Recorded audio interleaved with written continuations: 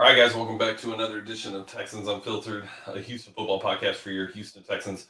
I am YoungAriGold, and I am here this morning to talk about Demeo Ryans. He seems to be the topic of conversation for all of Texans fans right now. Seems to be the leading candidate for at most Texans fans, and there seems to be a discussion around Demeco, and now that the Broncos are looking at Demeco and are supposedly Demeco is the top candidate for the Broncos job as well. Seeing a lot of like interesting ways. It's weird, interesting thoughts by other people. It's weird to me that no matter what happens with the Texans, some like most people are looking for a way to shit on them, and I just can't seem to grasp the concept on why. Like, is it because potentially they're not going to get the guy you want? Um, Like, is that really why you're shitting on them? I can't understand why no matter what they do, they're ridiculed by so many different people. It's insane to me. Yeah, I don't know what's going on. So like I've seen some pics or some tweets and things of that nature on Discord, and um, I saw one tweet. I forgot who it was from, and it was the Texans have Demeco is the guy, but you can't really go wrong with any other candidate. They'll just be less sexy. And I'm like, dude, it's fucking January. It's fucking January. Who gives a shit about sexy? You just want to be happy for 3 months because of the hire. If it doesn't lead to wins, does it matter? You don't know what it's going to lead to anyways. It's funny to me that people just are able to determine the success or forecast what the success is going to look like in January. I can't understand the concept, and I'm sure a lot of it is for engagements, and that just makes I can't stand that shit. That's why I always dunk on the local media and everything else. But it's uh it's wild to me that people will go to these extremes. My boy Joe on Twitter is going through it. You got to walk that guy off a cliff, walk him back off the cliff at least once a day. Saying something like, "If Gannon is hired, this whole head coaching search was a sham." What if Demeco chooses the Broncos because they have a defense that's ready to compete at a high level? Like that defensive roster is 10 times better than the Texans' defensive roster. And not only that, if you look at Russell Wilson, I know everybody thinks Russell is washed. I don't know if he's necessarily washed. I do think that Russell has a lot to work on. It's not like he doesn't come off as a team first guy, but the right coach can come in and change the way that is perceived and the way that he approaches things. But I mean, why do we think Russell Wilson's washed? Because he had Nathaniel Hackett as his head coach and a terrible offensive scheme. The last 2 weeks of the Broncos regular season, they looked a lot better on offense. Um, so D'Amico chooses the Broncos. Why is it the Texans' fault? They have endless amounts of money. Walmart is the backer. Like Walmart owns the team. Walmart. Who's competing with Walmart? There aren't many teams that can compete with Walmart. Like they can cut a blank check. But to be honest with you, I don't think, based on what we know about D'Amico, money isn't a motivating factor, at least in my opinion. Obviously, it's nice, right? Like if you're offered 13 to $15 million as a first time head coach on a 4 to 5 year contract, like that's a shit ton of money. Um, so I get it, but money doesn't seem to be the thing that motivates D'Amico. D'Amico seems to be more of a legacy, a reputation uh, type of guy than a let me go grab this check real quick or let me get this bag. Um, and you know, I think if he chooses the Broncos, it's because it's a roster that is ready to compete immediately. If you can get Russell up to par, that team's going to compete in their division, which is a tough division. You have San Diego with Justin Herbert. You have Kansas City with Patrick Mahomes. It's a tough division. It's definitely not the AFC South, but he could potentially go and immediately have success. I mean, look at what they accomplished last year. It was nothing. It was terrible season. You know, doubling wins is a win for Demeco Ryan.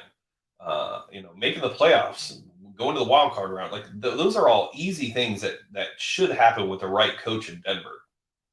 So, and then but the other aspect of this is like the Texans. The Texans, no matter how the media phrase it, and it seems like their tune has changed a little bit now with like national reporters talking about how good of a job the Texans' job is right now. Texans have a blank slate.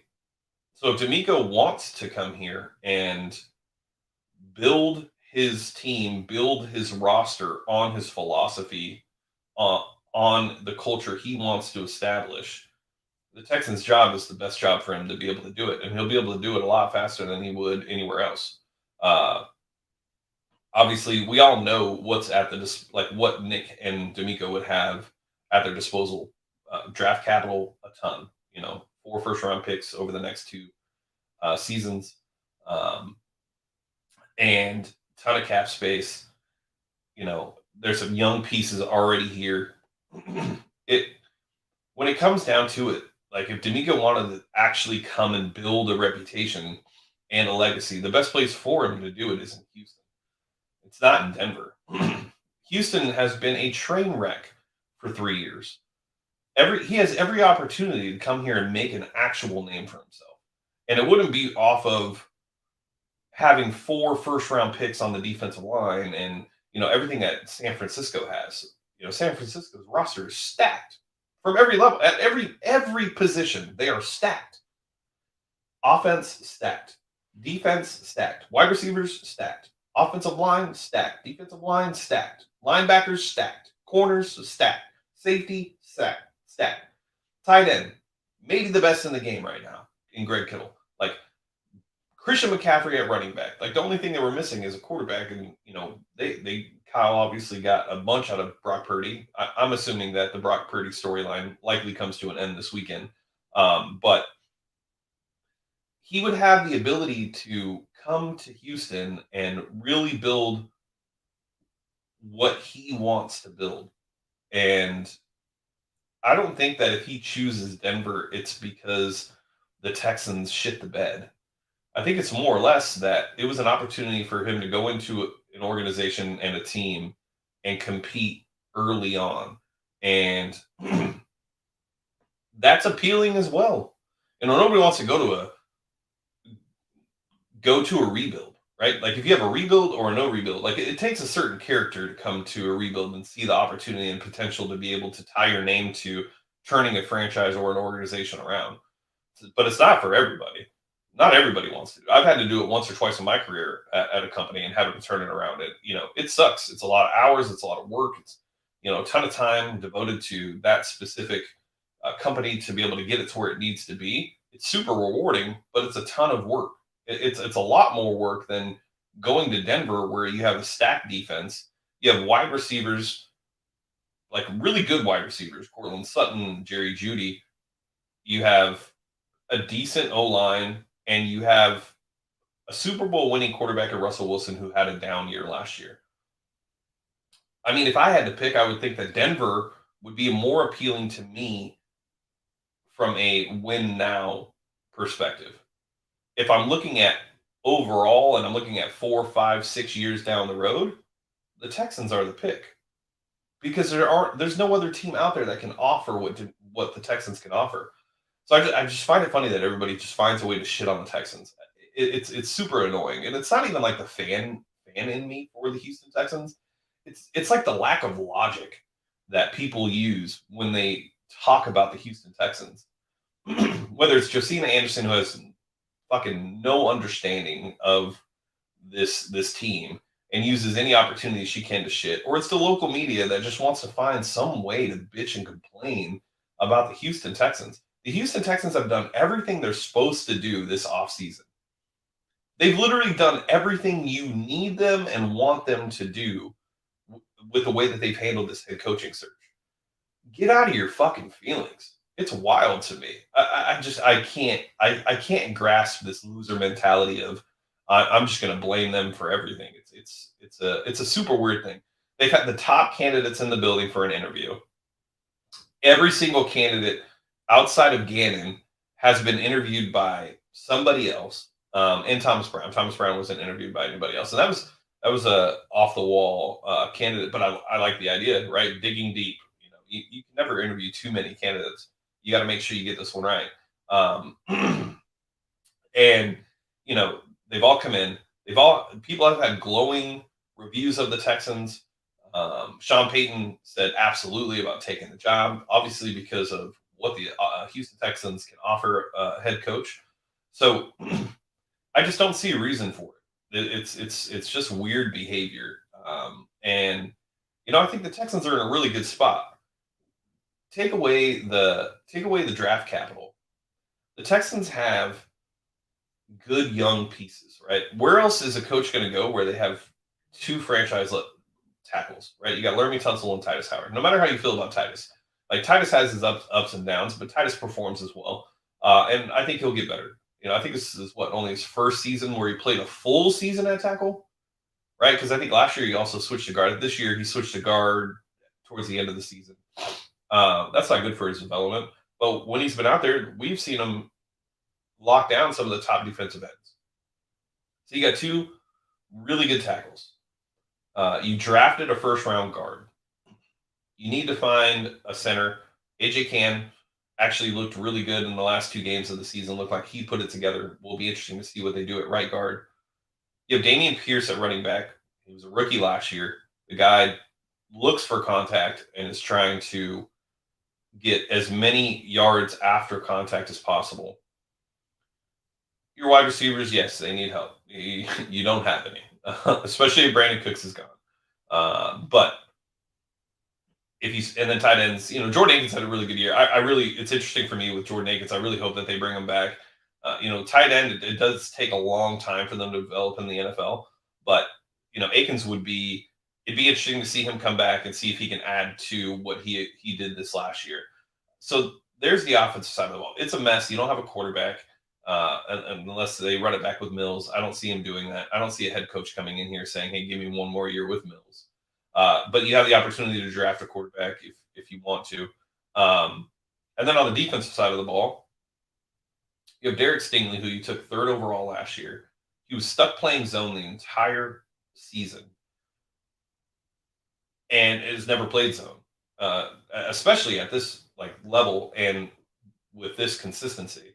So definitely not what you draft a third round corner to do. You need to put him in a position to succeed, and Lovey failed to do that this year. Probably the biggest complaint from the Texas fan base is the fact that Lovey failed Derek Stingley this last season. So you have that. You have Jalen Petrie, who, yes, he misses a ton of tackles. That's something that can easily be corrected. But Petrie is a gamer. The dude is a dog. He's everywhere. I mean, everywhere on the field. And always making plays. What do you have, like 5 interceptions last year? 6 interceptions? Made a ton of tackles, even though he had a ton of missed tackles. Like, Petrie looks good. Christian Harris looked pretty good last year. Like, it's going to be interesting to see how he continues to develop. You had Steven Nelson, who on the other side of Stingley looked amazing, had a career year. On the defensive line, you're lacking talent. You're lacking a ton of talent. The defensive line is older. Roy Lopez didn't look like the Roy Lopez of 2021. Jerry Hughes looked good. Ogabu, the outside linebacker / defensive end that we got from the Rams or signed from the Rams last year, he looked good. Grenard looked good. Malik Collins is serviceable and looked, above average. Like, you have some little pieces on the D line, but you need to get younger and you definitely need to invest in it. But outside of that, like, this team, yes, it's a bad team, but it's not as bad as people make it out to be. The right coaching staff in 2022 would have gotten more wins out of this team. Scheme matters, coaching matters, and it's more important than the quarterback position. Because with a good coach, we're seeing it in San Francisco. Look at what Kyle Shanahan has done with average to below average quarterback play. And every year they're competing, except for what last year, 2021. I think they had like the worst injuries in like NFL history or something like that. So coaching matters, but there are pieces on this team. Don't ignore the fact that there are good pieces on this team. Now add to the fact that you have draft capital and cap space. The Texans are in a really quick, like good spot to be the Giants potentially of next year. Terrible division. The Titans aren't going to get it right. And if they're going to have to move off of Tannehill, they'd have to get Rodgers to be better next year. Other than that, there's really no other option. Malik Willis isn't it. The Colts are a fucking dumpster fire. I mean, an absolute dumpster fire. For all the shit the Texans have gotten over the last 3 years, I don't understand why the Colts haven't gotten just as much shit in 2022, if not more. Colts aren't going to do shit. Trade up to the first pick overall with the Bears. That's fine. Give up 2 first-round picks and 2 second-round picks and go grab Will Levis. And guess what? You won't develop them. And the Colts are going to be bad for 5 to 6 years. I just can't see the Colts turning it around. Now, if they take another quarterback, maybe who knows? But all signs point to Chris Ballard taking Will Levis. Then you have the Jags. Jags are probably the favorite, obviously, for the division. Trevor Lawrence is clicking on all cylinders. Maybe not all cylinders. I still don't believe Trevor Lawrence has really shown the potential that people expected him to show. Lots of yak yards, like lots of yak yards. But at the end of the day, it doesn't matter how you get the yards, as long as you can produce and you're producing touchdowns and you're getting to, the divisional round, which they did. So, and him with Doug Peterson, it's a great pairing. They have a ton of free agents that are going to come up this year and need new deals. Evan Ingram is a target that I hope the Texans and Nick Caserio go after. Loved him in New York, just had terrible quarterback play. Saw this year that with the right quarterback, he could be extremely successful. He looked super good. I think he's a top 5 tight end with the right quarterback and the right scheme. So they're going to have to sign a bunch of players. They obviously have, some good draft capital as well, but you're only competing with the Jags. That's it. You're only competing with the Jags. And, who knows how long that lasts? Like, it's not up to, if Trevor Lawrence is there for 15 years. Doug Peterson was in Philadelphia for how long and was randomly let go? Why? There's got to be more to the story. Is it going to last long in Jacksonville? I don't think it will. Like, look at the history of Jacksonville. It never lasts long. They've been to the AFC Championship what, twice? They were there 3 years ago, 4 years ago when they had Saxonville. And then what? They fell off a fucking cliff. You can't count on the Jacksonville Jaguars to be this consistent, competitive team. You just can't. History shows you that that's not something you can count on. They're the Browns of the AFC South. So the Texans are in a good position to be like the Giants of 2022. They can come in, get the right coach, draft a bunch of players, sign a bunch of players in free agency, and compete. And, there's no reason to think they can't. So if it's Jonathan Gannon, who I think everybody's just out on now because he's not the sexy pick, who cares? If he's the right pick, that's all that matters. I don't care about winning the offseason. I'm not writing for a website. I don't need you to go to my website to click on my link so that I can get paid. Nobody cares about winning in the off season. Everybody cares about winning September through February. All the rest of that shit doesn't matter. It's just fluff pieces. Who gives a shit?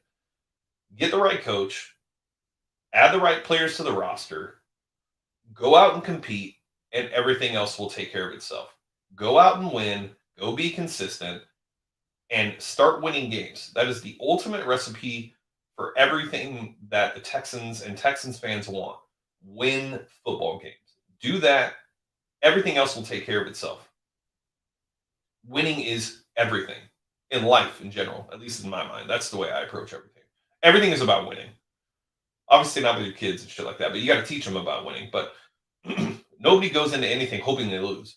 Nobody goes into anything or shouldn't go into anything thinking, hopefully I win. Like just go in and do everything you can to win. And if you walk away and you gave everything you can and you didn't win, it is what it is. The Texans start winning, everything turns around. Texans continue to lose, Nick Casario is going to lose his job. We're going to be on another GM, and we potentially wasted all of the draft capital that we got from the Deshaun Watson trade. I'd rather have alignment with Nick and the head coach than I would see the fans super excited about Demeo Ryans in the building. And I'm not saying that I don't want Demeco. All I'm saying is I don't give a shit about winning the offseason. I care about winning September through February. That's why we watch the game. So I don't think the Texans failed at anything. If Demeco chooses the Broncos, it is what it is. Jonathan Gannon is a good candidate. Lots of people rave about Jonathan Gannon. He has a scouting background. That defense is performing. It's going to be interesting to see what he does against the Niners this weekend. And just kind of got to let everything fall where it falls. But I don't think the Texans have done anything wrong during this process. I think they've interviewed every candidate that you would want them to interview. I think they're on the right path, and you just have to hope that they're able to put it all together. But it looks like Demeco could go to Denver. Looks like he's the top candidate, and we'll just have to see where things go Monday and Tuesday of next week. Either Gannon and Steichen are out on Sunday, or Demeco is out. If Demeco's out, you'll find out soon. I mean, you'll find out either way. But yeah, just interesting to see how things are playing out, and interesting the narratives that get spun up. It's pretty lazy. All right, let's see what you guys got here. All right. I hope you guys are all having a great day, man. It's a great day. It's a great day. It's Golf Friday, which is amazing. Dougie Fresh, no class, so I get to watch today. That is dope.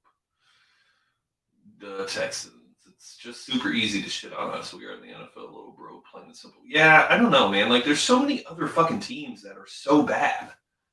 Like, so bad. And have been bad for longer than 3 years. Like, it's weird to me. Issue with the Broncos is they have so much money in sold quarterback, limited roster moves. Yeah, for sure.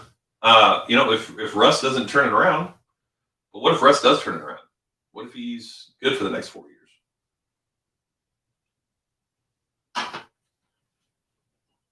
Nathaniel Hackett is washed.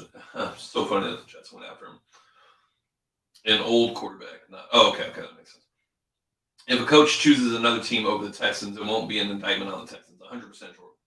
And that was basically my whole premise. That was the whole thing I was talking about. Was you can't expect because Demeco goes to the Broncos that it's because of the Texans, or that the Texans botched the head coaching search. Broncos struggled with an offensive-minded coach when their defense was already good. I don't see how Demeco can help Wilson and that offense when he's a defensive-minded head coach. Yeah, I mean, a lot. I've seen this conversation quite a bit. Just because you're a defensive-minded head coach doesn't mean that you don't have a true understanding of offense and have somewhat of a understanding of what philosophy and scheme you want to implement. Also got to keep in mind, Demeco he would come from the Kyle Shanahan tree. Would likely bring an offensive coordinator from the Kyle Shanahan tree, and that would be very appealing for Russell Wilson. Those are good coaches over there. That's a great offensive scheme. Everything that Kyle has done in San Francisco it's amazing to watch on a week-to-week basis. I mean, they're doing it right now with Mr. Irrelevant at quarterback. Like, they're in the NFC Championship game with the last pick of the draft. That's crazy to think about. So if they can get the most out of, if that coaching staff can get the most out of Brock Purdy, I would think if Demeco chooses the right OC and quarterback coach and, just the offensive staff in general, they should be able to get quite a bit out of Russell Wilson as well. Unless he is just completely washed. But I can't see that being the case. At least the Texans are not the clown car Colts. That is, yeah, on a second interview too. Watching Colts Twitter just melt down is interesting. Charlie Heck also was not terrible around the end of the season for some reason. Yeah, that's true. He was all right. But you can't count on him. You've never been able to count on him. Akins is solid. I hate him making us lose number one though. I don't know. Steichen or Kafka will work. Need offensive coach. I mean, I prefer an offensive coach, honestly, over Gannon or Demeco, just because I think that's where the league is going. But for everything I've heard about Steichen, not just in Houston, but in general, is that he does not interview well. And there's a reason why he hasn't had any of the. I mean, like, there's like no chatter about Steichen throughout the entire NFL right now, which is weird. So I don't know. I think Steichen has a very good offensive scheme, but he's also got a ton of talent. I mean, AJ Brown, Devontae Smith, Miles Sanders, maybe the best offensive line in football. Dallas Goedert, Jalen Hurts. Like, I don't know. If you don't interview well, like, it really doesn't matter either. And it seems like that's the thing. Colts don't have an Easter bitch. No, they don't. They just have a Sunday bitch, which is crazy. Crazy to go from a Easter Day bitch to a Sunday bitch. That owner just needs to keep doing cocaine. Ballard has a lot of media friends, and they usually have one inspire of their dysfunction. That's why they aren't getting the heat for Jeff Saturday. Makes sense. Rams went off the cliff this past year, but nobody made you talk crap about them because, well, yeah, I mean, that matters though. Nathan, like, they just won the Super Bowl. They had a ton of injuries. They lost their starting quarterback, lost Cooper Kupp. There was Aaron Donald, I think, was out for a couple games. Like, they were riddled with injuries all season. Got to remember, the past few years, Texans hire isn't really tied to team until the hire happens. Usually run a tight ship. Yeah. To be honest, after seeing Pete Carroll turn Geno Smith into a quarterback after he's been mid, even in college, I think Russ may have been lifted more than we think, possibly. Yeah, possibly. Watched Geno his whole career, and I never saw this coming. I think a lot of people did, but it all comes down to coaching, man. It's one of the reasons why you guys call me a Mills truther. It's not that I'm a Mills truther. It's just the fact that, like, you can't tell me what Davis Mills is because you have not surrounded him with the right coaching staff, the right scheme, the right players to know what Davis Mills is. And so, like, when you look, Geno Smith is a perfect example of that. Like, you have to have the right coaches. Not saying that Mills is the guy. That's not what I'm saying. But what I'm saying is you don't know what Mills is. Like, nobody does. Nobody in this league does. He doesn't have enough starts under his belt. You've seen some upside. You've seen some downside. I don't think you've seen his floor. I don't think you've seen his ceiling. But at the end of the day, like, unless you have the right coach and the right offensive staff, it really doesn't matter. And look at Geno in Seattle. I mean, he was a bust. I mean, an absolute bust. And now he's a starting quarterback that's going to probably make quite a bit of money this offseason. Okay, West Virginia guy. That makes sense. Jez says, I like how Steichen is flying under the radar. Yeah, but I kind of talked about it a little bit earlier. All reports are saying that Steichen is a terrible interviewer.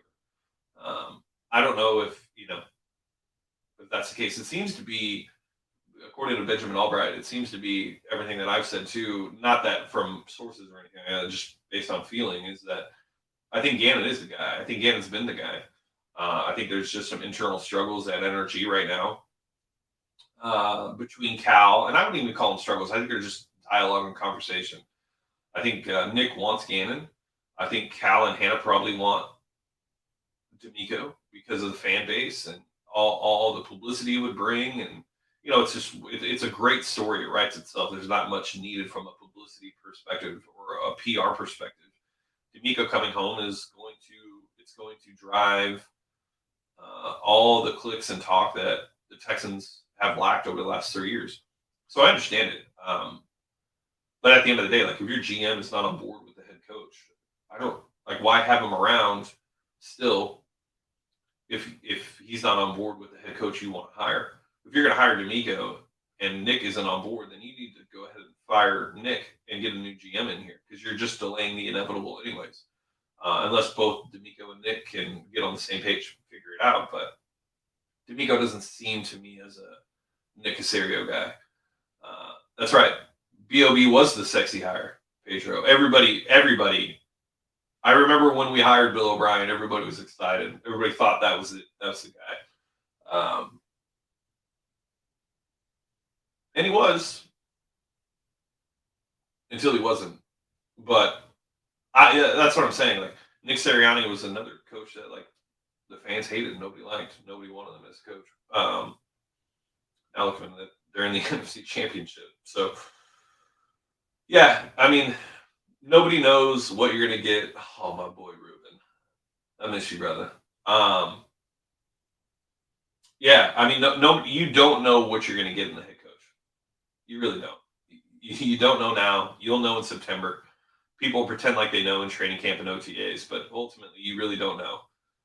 There were no reports that Nathaniel Hackett was a terrible head coaching hire during OTAs and training camp, but then put him in a game situation, and all of a sudden, it all changed. So we're just gonna have to wait and see. We're months and months away. I mean, the 2022 season isn't even over yet, but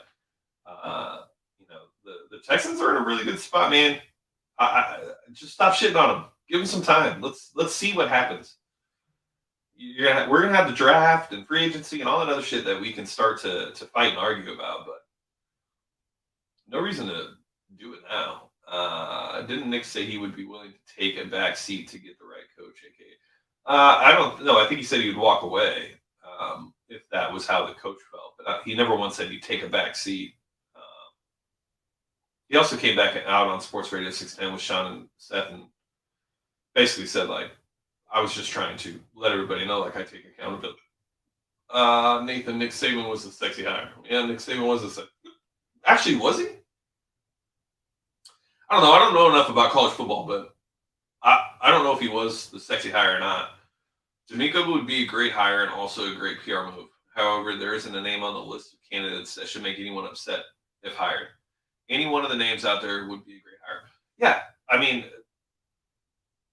I agree. I don't think any, but to my point, like nobody knows who's a great hire or not a great hire. At least not in January, not in February. Like nobody knows what if it's the right move or the wrong move. You have to see the football product before you can actually determine if it was the right decision. So it's weird. Do you see us being a 5-7 win? It's too early for that. It's too early for that. You got to go through. First, we got to hire the coach. Then we got to go to free agency. Then we got to see what they're doing in the draft. I can't. I mean, it's a fun game to play, but you can't predict what the team's going to do in January and in September. But I would assume improvements, right? You hit on the coach. If you hit on the coach, you're going to see improvements. So what we won 3 games. I could see us winning 5 or 6, right? Get the right players in the building through the draft and free agency. Maybe that number goes up to 8 or 9.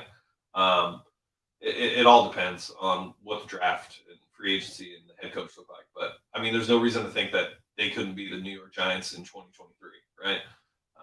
So I'm excited if it's Gannon, as long as we are heading into it in a different direction. Would love to get more out of the defense. Yeah, I would too. I think the defense has some potential. The offense is struggling. I'm not really sure what there is to be excited about other than Dameon Pierce. But, I mean, that can change like that. Add the right player. So, all right. It's Friday. I hope you guys have a wonderful weekend. I appreciate you guys tuning in. Make sure you guys hit that like and subscribe button. Make sure you guys tell your friends to tell a friend about Texans Unfiltered. We need to see if John's ever going to want to join. I know he knows I'm doing these, but he's busy. Life's busy. So yeah, we'll need to get John in here. I need to get Brandon Scott on here. Really. Did you guys catch Brandon Scott on CBS the other day?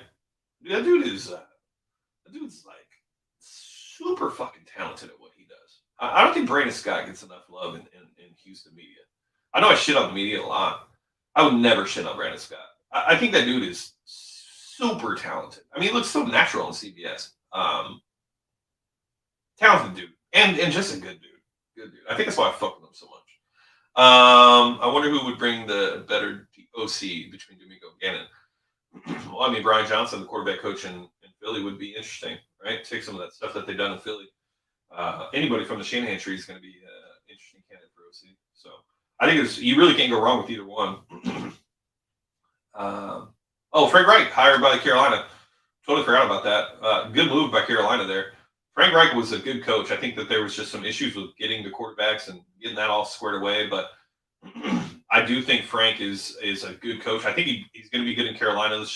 They're going to have to get their quarterback. It'd be interesting to see if Carolina's that team at 9 that potentially moves up to 2. If they don't move up to 1, I think moving up to 1 from 9 might ask for a little bit much. But the Texans moving back to 9, getting another potential 2 firsts, right? Would be intriguing. Would be intriguing for sure. Will give them a ton of ammunition if they were to get 2 firsts and they didn't go quarterback this year. If they get 2 firsts, they get a 2024 and a 2025. Then they'd have 2 next year. So they potentially have 4 first-round picks if they wanted to move up for Caleb Williams. If the team was interested in trading, I doubt somebody's going to want to trade back though. If they don't have a quarterback and they can draft Caleb Williams number 1 overall, they're going to take him out. It doesn't matter what you offer him. It's going to be interesting, man. It's a fun time. It's a fun time. Fun time to be a Texans fan. All right, Golf Friday. Play at Avery Ranch today, just in case anybody's wondering. Sciatica's acted up, so I'm hoping I can work that out a little bit, but looking to play some good golf. I hope all of you have a great weekend. Enjoy the conference round. I'm going Eagles over Niners. And I think the Chiefs beat the Bengals. I want the Bengals to win. But I think the Chiefs win ultimately. But I think the Eagles might roll the Niners. Yeah. So, all right. Well, with that being said, I'm YoungAriGold signing off for Texans Unfiltered. I'll catch you guys next week.